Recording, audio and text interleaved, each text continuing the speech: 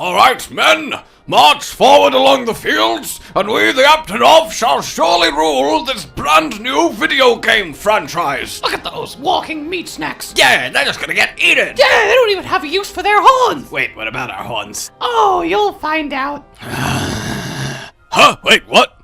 What's happening? Oh my...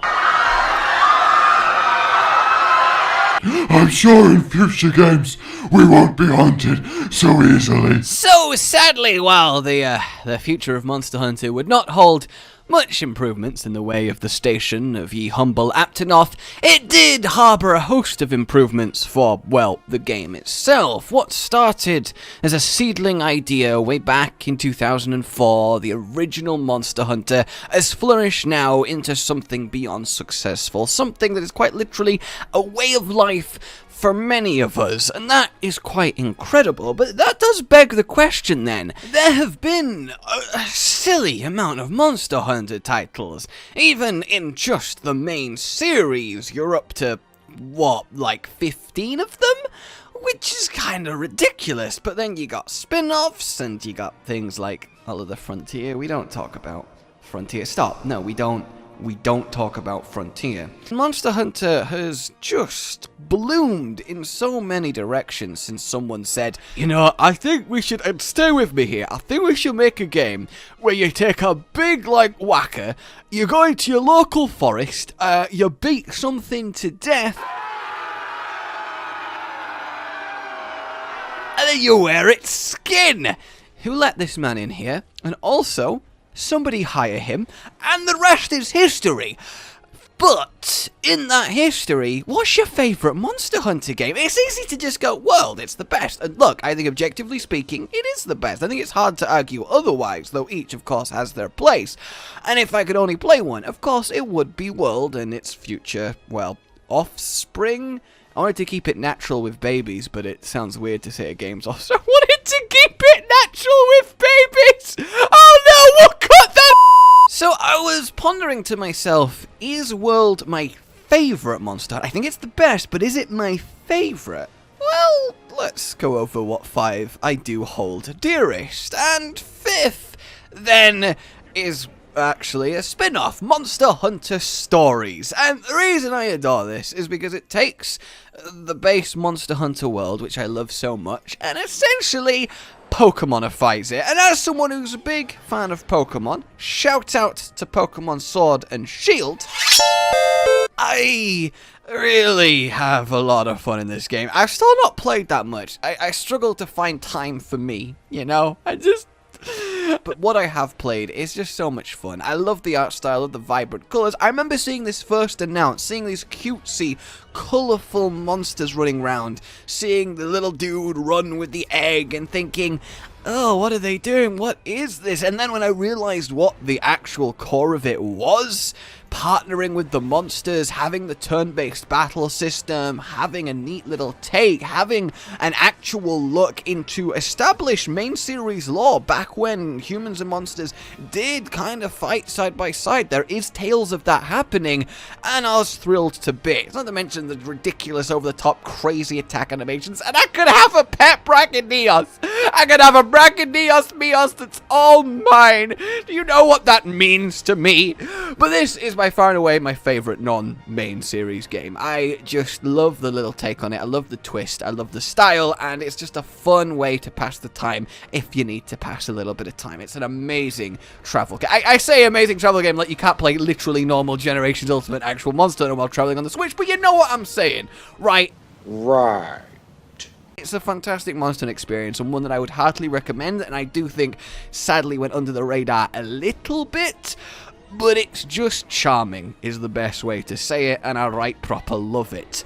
In at number 4, actually, I'm going to go for Monster Hunter Tri. Now, you'll notice on this, Ultimate versions don't show up a lot because they add to the base of what was already a new huge step for the franchise. You know, building on the building blocks of a whole new generation. So Monster Hunter Tri was interesting for me because I didn't have a Wii when this came out. I was like, what? Why have you gone from PlayStation Portable to Nintendo? What is this? I felt hurt.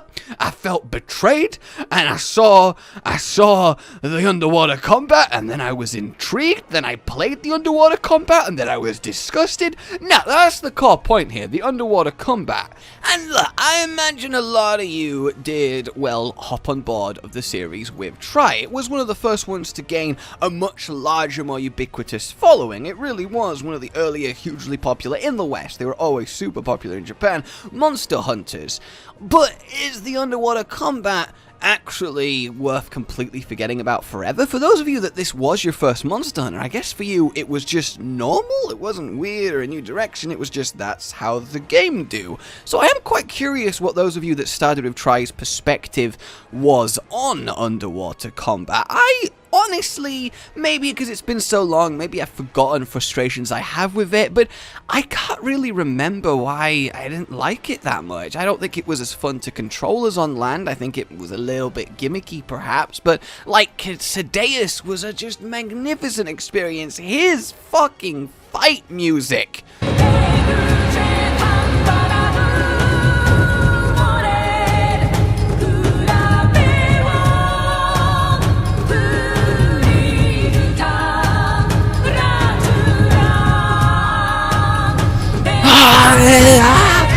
Voices making cool sounds. Oh, I'm sorry. But, I don't know, maybe when you take something that's otherwise normal and then dip it underwater.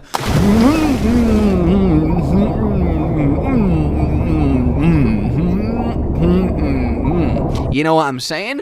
So it depends on your perspective on the whole thing, but what I will do is give it huge props for bringing some of the very best people I know into this franchise, and that's something that I can never forget it for. Also, it came with it the first huge improvements in just the general gameplay, because Monster Hunter 1 and 2, they very much played kind of the same. 2 was less janky, but still hitbox issues, Plesioth looking at you. But then once we got to the 3rd gen, things started tightening up. Things started playing a lot smoother, and it just felt better than it ever had. Saving Moga Village was my pride. So hats off to you, Try. You tried your best. No one has ever made that joke. And at number 3, I gotta give it to 4 Ultimate. This is the Monster Hunter I have the most hourage in. Yep, even including World, and in World I have 1,600 hours. Oh God, help me! And I adore 4U the time I have spent hunting 140 Dual Apex Rajang. I could have used that time, I could have done something productive, I could have learned a skill, I could have maybe studied a new language, but no, I was farming fucking relic weapons, and I fucking enjoyed it! I can't express it. Helping the Caravaneer? Now that I say it out loud for the first time in my life, Caravaneer does not sound like the right word. Either way, helping that glorious man was my pride and joy. Fixing the frenzy virus problem, and for me this one was special because it was the first Monster Hunter that I played that felt like it had an actual narrative, something properly going on. Because yeah, what's causing earthquakes in Moga Village? It's a thin thread, but with the frenzy, you see the effects it has on the wild. You see these crazy rampaging monsters, and then you get Gore Magala, which is one of the most badass flagships today, so mysterious, and I love him, I really do, as I'm sure many of you guys do as well, but it just had something quite special about it, and it's by far my favorite 4th gen game. Don't get me wrong, I like Generations, Hunter Art's crazy, and the Fated 4 are lovely, and Malfestio, and all of that, and the Deviants. Yeah, it's mental, over the top, an Anniversary Celebration Edition, but it doesn't have quite the heart, the soul that 4 Ultimate has. And Gogmazios is my 2nd favorite monster of all time, my favorite Elder Dragon. I adore him, I really do, and he was the cap of an already enchanting experience. 4 Ultimate was just lovely in every single respect. I remember being so excited for brand new Monster Hunter, pouring so much time into it, having this then the game where they added all of the verticality, at least for the first time in English releases, adding the climbing, the ledges, jumping off walls, attacks in the air, and all of this loveliness now happening that's become so commonplace here.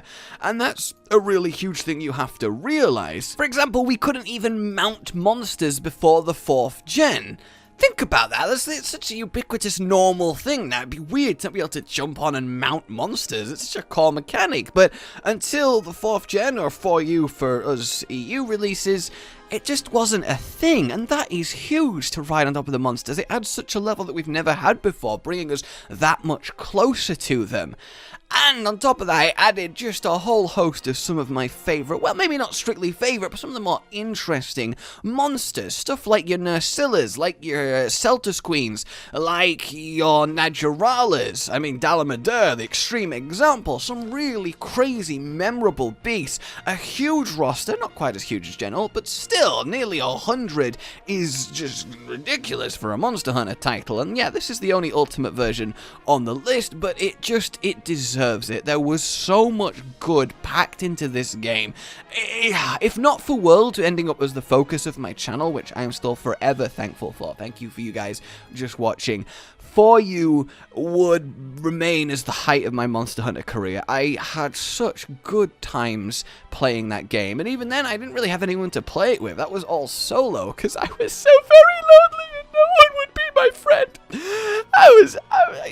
You know how it is. I spent all day indoors, and I still loved it. So yeah, 4U for me, for so many reasons, has to take the 3rd spot. Number 2 then is going to be World. I mean, it has to be World. How could it not be World? World is everything. I don't need to explain to you why World is so good. I don't need to explain what it did for the series. This, ironically, is going to be the shortest entry on the list in terms of me justifying it wise, because you've all played it. That's what we're all here for. That's what blew up the series to mass popular appeal. That's what cracked open the door that it already had a foot in, swinging it wide and going, "Hey, World! Get it? This is Monster Hunter. You have been missing out. Pick up this huge fucking sword and go stab that dinosaur." And everyone went, "Wow, yes please." And all of us that have been playing in the 1st, 2nd, 3rd, 4th gen went, "Right guys, finally, I've been telling you to play this. It's so cool, isn't it?" But you know, I'm a veteran, so look at you cute over there, carting to an Anjanath. And you know, good times rolled from then on. And not having to load between zones, how naturalistic it became, how seamlessly the environment flowed into it, how much the monsters now function like animals with their own little cycles and lifestyles that they lead. For me, that nature, oh god, that has to be the best thing about World. Never mind how smooth and flowing and exciting the combat has become, how impactful everything is, the updates to every weapon making them all so fun. I only like Greatsword in the old games. I essentially only ever played it. I didn't really care for the weapons. I was like, that's not that good. In World, truthfully, I could pick up any of the 14 and have a blast. Greatsword's still best, and if you don't agree with that, you have a serious issue, and I'm sorry for you. But I genuinely enjoy them all. And look, again, I don't need to wax lyrical on World. You all played it. Again, this is why you're here. It's a Monster Hunter World channel primarily, but it is such a landmark, monumental game for the series, and it's only going to get more strong from here. Iceborne on the horizon, whatever comes afterwards, there is just, there is magic in the monster air, and World finally ignited that into glorious blaze that has consumed us all in bloodthirst as we wear the bones of our enemies and thank the smithy for it. You're welcome. So you may be thinking then, what? How is World not won? What the hell is won? And you're gonna think this is cliche. You're gonna be like, but obviously it has to be the first Monster Hunter. And I'm not saying that just because, well, it's what started everything, so I should give it to that. But I think that's probably a good enough reason, but I'm saying it because it's the first one I played. You suck. No, that's not fair, okay? It is the first one I played. I didn't even know what it was. I was out physically buying a game. Yeah, physically. What even a digital? Like, you think I went physically outside and bought a thing I could hold? God, how the world has changed. And I like Monster Hunter. I guess I'll try it. Bought it along with a couple other games after trading some in. Remember back when you traded in game? Do people still do that? Am I the weird one here? But no one I know has traded in a game in like 10 years. Either way, I got this and I started playing it and I was like, this is cool, this is fun, as I get hip check from across the zone, as I get tail whip from across the zone, as I get water blasted from across the zone. I really did not like fighting Plessioff. I know I've already insulted him this video, but honestly, once is never enough. And eventually getting to Fatalis himself and kind of being sort of near him, but like 3 feet away, and he moves in a slight little twitch, and you lose 80% of your health because his scales are sharp. And you people that have fought Fatalis in like in Generations Ultimate, you know nothing. He used to be just so brokenly, it's just bullshit. Either way, the first one started it all. You're there in your little quaint village, working for the chief, and you're just slowly going through nature. Your first cuckoo, the first proper monster I slew, because Velocidrome doesn't count. It's why I always do have a soft spot for him. It really, really is. Rathalos being there, the first flagship, the flagship of the series, seeing him in that cinematic, thinking, oh my god, when I fight that. And he used to be brutal. When he used to enrage, he used to go mental. He used to get such a boost in damn near every category. Go mental quick, do stupid. He used to be a brutal fight is what I'm saying. And he's toned down a lot now. He's just cannon fodder for most of us. But back then, oh, it was an impressive encounter. It was nervous. And back then, you only had, like, what, 6 weapons? Sword and shield, dual blades, greatsword, hammer, lance, light bowgun, and heavy bowgun. And that's still crazy to me, to think how much the roster is great. You didn't even have long sword back then. Like, that is insane to me. I picked up my first greatsword, and I never looked back. I really, well, except in future games where I did try longsword for a while, but we don't talk about that. I mean, how much could I say it? My time in Kokoto Village was just one of the best times ever, and little did I know it was planting such little seeds of potential for my future. Little did I know this game I'd randomly picked up would one day be the central focus of my career, the focus of a community I adore being a part of, the focus of all of you guys too, being here, being wonderful as you are, getting involved and having just such a good time with the game, with me, with the community, with all we do, with everyone I've met, with all this game series has eventually led me down this path that I wouldn't trade for the world. How could I not give my favorite Monster Hunter game to the thing that started it all? The broken, kind of buggy, weird, it was a good idea but sort of janky, almost mess, but you could see such potential, such utter charm, such fun running just beneath the surface, and you just got addicted. You had to keep going. It was so truly different compared to anything I had played, and I fell in love almost immediately. Who doesn't like killing dragons with a big sword? Alright guys, that's my Monster Hunter favorite games rundown. Which one is special for you then? Is it just going to be World, or do you have something else deep in your heart? Let me know. I think this will be a fun discussion to have. But for now, like if you enjoyed this, subscribe for more. A goodbye.